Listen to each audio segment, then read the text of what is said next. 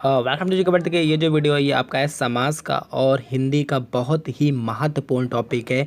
और हिंदी का अगर पोर्शन है किसी एग्ज़ाम में तो इस टॉपिक से आपको क्वेश्चन देखने को श्योर मिलेंगे ही मिलेंगे। ठीक है, तो बहुत ही इम्पॉर्टेंट वीडियो है। देखिए क्या है, सबसे बड़ी बात है कि समास पहचानने को आता है। ठीक है, और आपको ये फ्री के नंबर दिलाता है। बहुत ही ट्रिकी होता है समास। अगर आप थोड़ा सी भी कहीं से गलत करते हैं तो आपका ये को मतलब क्वेश्चन गलत हो जाता है। ठीक है, तो मैंने बहुत कोशिश करी है कि बहुत इजी बना दूं मैं आपके लिए। ठीक है, कि ताकि आपका एग्ज़ाम में इसे पहचानने में कोई प्रॉब्लम ना हो। ठीक है, तो चलिए देख लेते हैं क्या है इसमें। और बहुत ही इंपॉर्टेंट टॉपिक मैं आप सबसे बोल दे रहा हूँ, यूपी पुलिस वाले बहुत अच्छे से पढ़िए इस टॉपिक को, क्योंकि इससे 1 से 2 क्वेश्चन आपको कंफर्म मिलेंगे ही मिलेंगे। ठीक है, तो चलिए देख लेते क्या है। देखिए सबसे पहली बात है, समझिए समास होते क्या हैं। ठीक है, क्या लिखा हुआ है कि 2 या 2 से अधिक शब्दों से मिलकर, ये देखिए यहाँ लिखा हुआ है 2 या 2 से अधिक शब्दों से मिलकर बने हुए नए सार्थक शब्द को क्या कहते हैं, समास कहते हैं। ठीक है, यानी 2 पद जब मिल जाते हैं तो वहाँ पर आप क्या होता है, समास होता है। ये चीज़ आप याद रखिएगा। ठीक है, और एक क्वेश्चन और पूछा जाता है कि समास का मतलब क्या कहते हैं समास को, तो किसी पद को छोटा करने के लिए भी यूज़ होता है समास। ठीक है, तो इम्पॉर्टेंट है, याद रखिएगा। अब बात आती है कि समास के भेद क्या होते हैं, तो भेद बहुत बार पूछे जाते हैं। याद रखिएगा कि समास के मुख्यतः कितने 6 भेद होते हैं। ठीक है, एक आपका है अव्ययभावी समास, दूसरा आपका है तत्पुरुष समास, तीसरा आपका है कर्मधारय समास, और चौथा आपका द्विगु समास, और 5 आपका द्वंद्व समास, और छठा आपका है बहुब्रीहि समास। तो इन 6 कैरेक्टर हैं समास के अंदर, यानी 6 टाइप्स हैं। तो इनको बहुत अच्छे से याद रखिएगा। इनकी पहचान कैसे की जाती है मैंने अभी बहुत ही शॉर्ट करके बताया है। ठीक है, तो अगर आपको ये समझ में आ जाता है तो फिर आपका इस टॉपिक से क्वेश्चन नहीं छूटेगा। ठीक है, देखिए क्या अव्ययभावी समास, तो देखिए यहाँ पर क्या बोल रहा है, जिस समास में पहला पद क्या हो, प्रधान हो। बात समझ में आ रही है कि जिस समास में पहला पद प्रधान हो। अगर आपको ये बात भी समझ में नहीं आ रही है तो ये समझ लीजिए कि कोई वर्ड लिखा है और ये जो और यहाँ पर वर्ड लिखे हुए अगर ये आता है उनमें पहले, तो वो हमेशा क्या होगा, अविभावी समास। अगर अनु है, आ है, प्रति है, भर है, यथा है, यथात्व है, या फिर हर है, अगर ये वर्ड आते हैं किसी शब्द के पहले तो वहाँ हमेशा वो कौन सा शब्द होगा, वो अविभावी समास होगा। देखिए कुछ एग्जाम्पल ले लिए मैंने इसके, तो बहुत अच्छे से याद रखिएगा। देखिए प्रति, अगर किसी वर्ड में क्या लिखा है, प्रतिदिन लगा, देखिए प्रति लगा हुआ है तो हमेशा वो कौन सा समास होगा, वहाँ पर होगा अविभावी समास। ठीक है, ये आ लगा है तो जैसे आ जन्मा। ठीक है, और यथाशक्ति के लिए यथा लगा हुआ है, और अनु के लिए अनुरूप लगा हुआ है। ठीक है, भर के लिए भरपेट लगा हुआ है। तो ये वर्ड्स को याद रखिएगा, बस आपका काम हो जाएगा। ठीक है, तो बस क्या है, अविभावी समास में आपको ये जो वर्ड लिखे हुए हैं इनको बहुत अच्छे से याद रख लिए कि अगर किसी वर्ड में सबसे पहले ये लगे हुए हैं तो वहाँ पर हमेशा अव्ययभावी समास होगा। इस चीज़ को याद रखिएगा। ठीक है, अनु, आ, प्रति, भर, यथा, यथाओ और आपका हर, तो इन चीज़ों को आप याद रखिएगा। ठीक है, ये अव्ययभावी समास को पहचान के मोस्टली बहुत ही ईजी ट्रिक है। ठीक है, इससे ज़्यादा आपको ईजी ट्रिक नहीं दे पाऊँगा मैं। ठीक है, बहुत ईजी है, याद रखिएगा।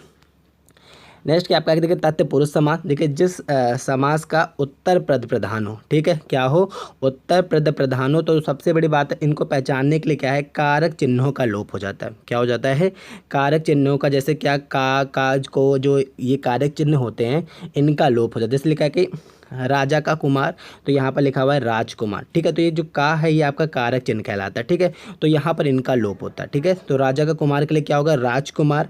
धर्म का ग्रंथ यानी धर्म ग्रंथ, तो यहाँ पर भी देखिए का लोप हो चुका है। और रचना को करने वाला यानी रचनाकार, तो यहाँ पर भी देखिए क्या किसका लोप हो चुका है, को का लोप हो चुका है। ठीक है, तो बहुत ही इंपॉर्टेंट रहता है इन चीज़ को पहचानना। ठीक है, तो ये आप याद रखिएगा कि तत्पुरुष में क्या होता है, कारक चिन्हों का लोप हो जाता है। तो छोटे छोटे ट्रिक्स हैं और बहुत आराम से देख लीजिएगा। एक बार मैं इसका पीडीएफ मैं आपको भेज दूंगा टेलीग्राम पे, तो वहाँ पर भी आप 2-3 बार अच्छे से अगर देख लेते हैं तो आपका ये पोर्शन जो क्लियर हो जाएगा, बहुत ही ईजी हो जाएगा उससे। ठीक है, देखिए नेक्स्ट क्या है कि कर्मधारय पर समास, ये मोस्ट आईएमपी समास है और इससे क्वेश्चन बहुत ज़्यादा पूछे जाते हैं। तो देखिए क्या है कि जिस समास में उत्तर पद प्रधान हो तथा प्रथम पद जो है विशेषण और विशेष संबंध रखता हो, यानी प्रथम पद क्या होगा, या तो विशेषण होगा या तो फिर विशेष होगा, और प्रधानता किसकी बताई जा रही है, उत्तर पद की प्रधानता बनाई जा रही है। ठीक है, तो देखिए इसको पहचानना बहुत ही ईजी है, लेकिन इसमें थोड़ा सी आप दिमाग लगाइएगा। देखिए इसका पहचान के जो लक्षण आपको दिए जा रहे हैं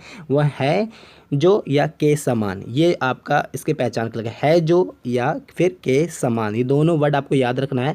आपका ये वाला समास कंफर्म हो जाएगा। जैसे क्या लिखा है, देखिए लिखा है चरण कमल, लिखा हुआ क्या है चरण कमल। तो यहाँ पर वर्ड कैसे बनेगा कमल के समान चरण, क्या लिखा है कमल के समान चरण। तो यहाँ देखिए मैंने बताया था ना आपको के समान लगा होगा, तो यहाँ देखिएगा चरण कमल यानी कमल के समान चरण। तो ये कौन सा समास होगा आपका कर्मधारय समास होगा। ठीक है, जैसे कमल नयन तो कमल के समान नयन। ठीक है, बात समझ में आ रही है किसके अंदर नयन कमल के समान नयन, यानी यहाँ पर भी क्या होगा कर्मधारय होगा। ठीक है, नेक्स्ट क्या आपका महापुरुष यानी महान है जो पुरुष, यहाँ समझे है जो यहाँ पर आ रहा है, तो यहाँ पर भी यही आएगा कि महान है जो पुरुष यानी महापुरुष। ठीक है, और एक है परमानंद, परम है जो आनंद, क्या है परम है जो आनंद, उसे हम बोलेंगे क्या कर्मधारय समास। तो ये एक ट्रिक है, इसकी याद रखिएगा, ये वर्ड्स याद रखिएगा तो आपका बहुत ही इजी हो जाएगा इसको याद रखना। ठीक है, वरना फिर आप फंसोगे क्योंकि ये अक्सर गलतियां कराता है। ठीक है, याद रखिएगा। नेक्स्ट क्वेश्चन क्या है दिगु, तो ये बहुत ही सबसे इजी समास शायद यही माना जाता है,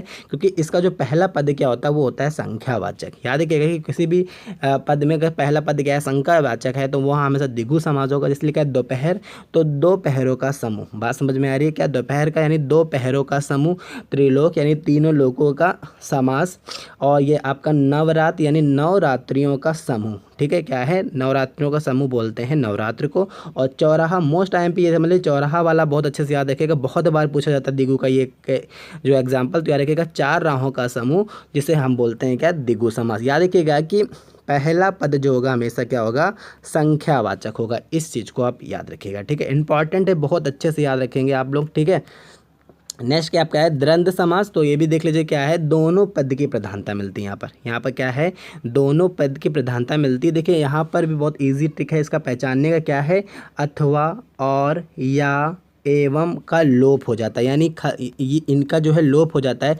जैसे यहाँ लिखा है नदी और नाले। ठीक है, तो यहाँ पर देखिए नदी और नाले की जगह इसका साइन का प्रयोग होता है और या सबका वो खत्म कर दिया जाता है। तो ये इंपॉर्टेंट याद रखिएगा, जैसे नदी और नाले तो यहाँ पर लिखेगा नदी और नाले, तो जब आपका नदी नाले कहीं लिखा होगा तो वहाँ कौन सा समास होगा वो आपका होगा द्वंद्व समास। ठीक है, ऊंच नीच या ऊंच या नीच। ठीक है, और गुण दोष गुण और दोष, तो ये थोड़े सी वर्ड्स हैं इनको याद रखिएगा, आपका ये वाला पोर्शन निकल जाएगा। ठीक है, इंपॉर्टेंट है याद रखिएगा।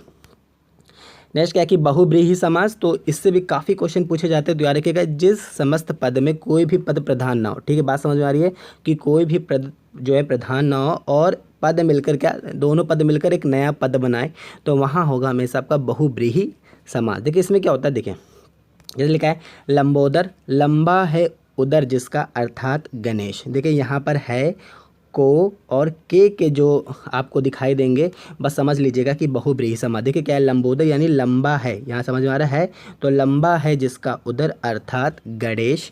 त्रिलोचन, तो यार देखिए तीन है लोचन जिसके शिव। देखिए एक बात समझ लीजिए त्रिलोचन अगर आपका दिगु समास दिया हो और बहुब्रीहि समास न दिया हो तो आप वहाँ पर इसे लगा सकते हैं। ठीक है, ये चीज़ को याद रखिएगा। बाद में वैसे मोस्टली नहीं देते हैं बहुविग्री में दिगु में इन दोनों को। ठीक है, तो इंपॉर्टेंट है याद रखिएगा। ठीक है, जैसे कि मृत्युंजय मृत्यु को जीतने वाला, या मैंने आपको बताया था ना को, तो मृत्यु को जीतने वाला अर्थात शिव भगवान यानी शंकर भगवान। ठीक है, और नेक्स्ट क्या है विषधर यानी विष को धारण करने वाला, क्या है विष को धारण करने वाला अर्थात सर्प। ठीक है, तो आप इसको मैं आपकी पीडीएफ जब भेजूंगा तो थोड़ा सा अच्छे से आप पढ़ लीजिएगा। ठीक है, वीडियो में समझाना क्लियर नहीं हो पाता, लेकिन अगर इन कारक चिन्हों को आप याद रखते हैं तो बहुत आराम से आपका ये समास वाला जो पोर्शन है वो कवर हो जाएगा।